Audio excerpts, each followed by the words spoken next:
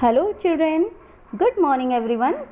Today I am going to explain in detail about the lesson Shabd Vichar and its type in Hindi grammar through this video. So please watch this video carefully. प्यारे बच्चों, वर्ण और वर्ण से संबंधित जानकारी हम अपनी पिछली कक्षाओं में पढ़ चुके हैं और यह भी जानते हैं कि वर्णों के द्वारा ही शब्दों का निर्माण होता है। वह प्रत्येक शब्द का अपना अर्थ भी होता है, परंतु कुछ शब्द ऐसे भी होते हैं जिनका कोई अर्थ नहीं होता है और ऐसे शब्दों का व्याकरण में कोई महत्व नहीं होता है, क्योंकि व्याकरण में केवल सार्थक शब्दों का ही महत्व होता है। तो आइए जानते हैं कि शब्द किसे कहते हैं और शब्दों के कितने प्रकार होते हैं। इस प्रकार हम कह सकते हैं कि एक से अधिक वर्णों के मेल से बने सार्थक और क्रमबद्ध समूह को हम क्या कहते हैं? शब्द कहते हैं। क्योंकि शब्द जो होते हैं वो एक से अधिक ध्वनियों अर्थात वर्णों के मेल से बने होते हैं जिनका एक अपना अर्थ होता है, जैसे फूल, लड़का, अध्यापक, पेड़ इत्यादि। ये सभी शब्द अर्थवान शब्द हैं। इसे अच्छी तरह से जानने के लिए आइए शब्द की विशेषताएं जानते हैं। शब्दों की निम्नलिखित विशेषताएं होती हैं। पहला, शब्द एक स्वतंत्र इकाई होते हैं। दूसरा, प्रत्येक शब्द का एक निश्चित अर्थ होता है। तीसरा, प्रत्येक शब्द वर्णों के सार्थक मेल से बनता है। चौथा, सार्थक शब्दों के मेल से वाक्य बनता है, अतः इसे ही हम शब्द कहते हैं। शब्द की परिभाषा व विशेषताएं जानने के बाद आइए जानते हैं शब्दों का वर्गीकरण। बच्चों, हिंदी भाषा का विशाल शब्द भंडार है। इन शब्दों की उत्पत्ति के विभिन्न कारण भी हैं। इसी कारण शब्दों का वर्गीकरण 4 विभिन्न आधारों पर किया जाता है। पहला है उत्पत्ति के आधार पर, दूसरा है रचना या बनावट के आधार पर, तीसरा है अर्थ के आधार पर और चौथा है प्रयोग के आधार पर। परंतु बच्चों, हम अपने सिलेबस के अनुसार हम इस वीडियो में केवल उत्पत्ति के आधार पर और रचना के आधार पर ही शब्दों का वर्गीकरण पढ़ेंगे। तो आइए जानते हैं उत्पत्ति के या स्रोत के आधार पर शब्दों का वर्गीकरण।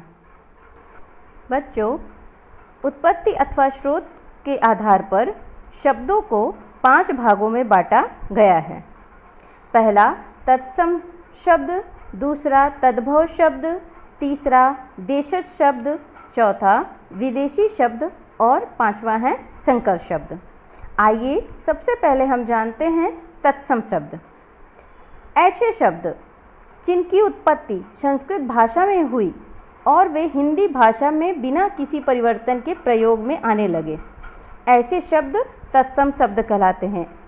कहने का तात्पर्य यहाँ पर यह है कि संस्कृत भाषा के जो भी शब्द अपने मूल रूप में हिंदी भाषा में प्रयोग होते हैं तत्सम शब्द कहते हैं।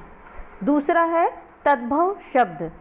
ऐसे शब्द जिनकी उत्पत्ति संस्कृत भाषा से हुई थी लेकिन उनका रूप बदलकर हिंदी में प्रयोग किए जाते हैं, वे तद्भव शब्द कहलाते हैं, जैसे दूध, फल, दही, आम आदि। तीसरा है देशज शब्द। जो शब्द अपने ही देश के अलग अलग हिस्सों से आए हैं उन शब्दों को देशज शब्द कहा जाता है। ऐसे शब्द स्थानीय बोलियों से उत्पन्न होते हैं और उसके बाद हिंदी में जुड़ जाते हैं, जैसे लोटा, पगड़ी, झाड़ू, ठोकर, खिड़की। ये शब्द हमारी स्थानीय बोलियां जैसे भोजपुरी, मारवाड़ी, राजस्थानी, बुंदेली इत्यादि से लिए गए हैं। और चौथा है विदेशी शब्द। जो शब्द विभिन्न विदेशी भाषाओं से हिंदी में ज्यों के त्यों अर्थात बिना किसी बदलाव के प्रयोग किए जाते हैं वे विदेशी शब्द कहलाते हैं। जैसे स्कूल, डॉक्टर, कर्फ्यू, कारतूस, कागज, पेन, टिकट, नंबर, नज़र, चाय, दाम, टेलीफोन इत्यादि। विदेशी शब्द के अंतर्गत आने वाली भाषाएं हैं अंग्रेजी, फारसी, अरबी, चीनी, तुर्की, फ्रांसीसी, यूनानी, पुर्तगाली। इन्हीं सभी भाषाओं के शब्द इसमें शामिल किए गए हैं। अगला है संकर शब्द। संकर शब्द जो शब्द दो भिन्न भिन्न भाषाओं के मेल से बनकर प्रयोग में आते हैं वे संकर शब्द कहलाते हैं। जैसे लाठी चार्ज। बच्चों, यहाँ लाठी शब्द हिंदी है और चार्ज अंग्रेजी।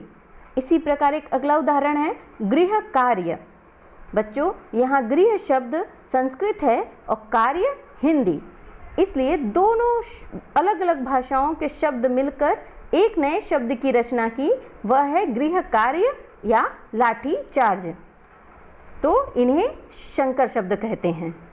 बच्चों, अभी हमने उत्पत्ति या स्रोत के आधार पर शब्दों के वर्गीकरण को पढ़ा।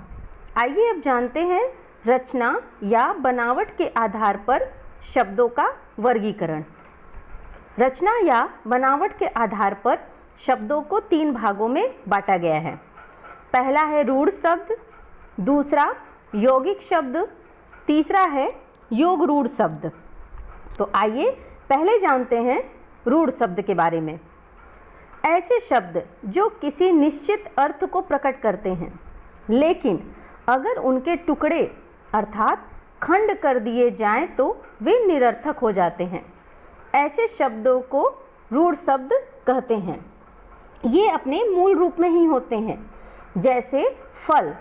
बच्चों, फल एक रूढ़ शब्द है जो एक निश्चित अर्थ प्रकट करता है, लेकिन फ और ल को अगर अलग कर दिया जाए तो इनका कोई भी अर्थ नहीं रह जाएगा, तो ये शब्द रूढ़ शब्द कहलाते हैं। अगला है यौगिक शब्द। यौगिक शब्द 2 या 2 से अधिक शब्दों की योग से बनने वाले शब्द को यौगिक शब्द कहते हैं। यौगिक शब्दों के खंड अर्थात टुकड़े करने पर भी उन खंडों के अर्थ निकलते हैं। जैसे पाठशाला, पाठ प्लस शाला, शीश महल, शीश प्लस महल। यहाँ पाठ और शीश और शाला और महल शब्द के अलग अलग अर्थ निकल रहे हैं। पाठ माने पढ़ना, शाला माने स्थान या घर, शीश माने शीशा, महल मतलब महल।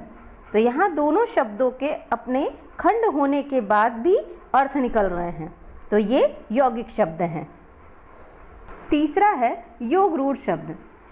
कुछ शब्द ऐसे होते हैं जो एक या एक से अधिक शब्दों के मेल से बनते हैं, किंतु अपने सामान्य अर्थ का बोध न कराकर किसी विशेष अर्थ का बोध कराते हैं। इस प्रकार के शब्द योग रूढ़ शब्द कहलाते हैं। जैसे नीलकंठ, नीले कंठ वाला अर्थात शिव भगवान। पंकज, कीचड़ में उत्पन्न होने वाला अर्थात कमल। उपयुक्त दोनों उदाहरणों में नीलकंठ का सामान्य अर्थ होगा नीले कंठ वाला, लेकिन यह एक विशेष अर्थ भी प्रकट कर रहा है जो भगवान शिव के लिए है। उसी प्रकार पंकज, कीचड़ में उत्पन्न होने वाला, जो कि सामान्य अर्थ है, लेकिन यह विशेष अर्थ कमल के लिए प्रयोग भी हो रहा है, तो ये योग रूढ़ शब्द हैं। ऐसे शब्दों को बहुव्रीहि समास भी कहते हैं। अतः बच्चों, मैं आशा करती हूँ कि आप इस वीडियो से शब्दों और शब्दों की भेदों के बारे में अच्छी तरीके से समझ गए होंगे। तो आज के लिए इतना ही। Thank you.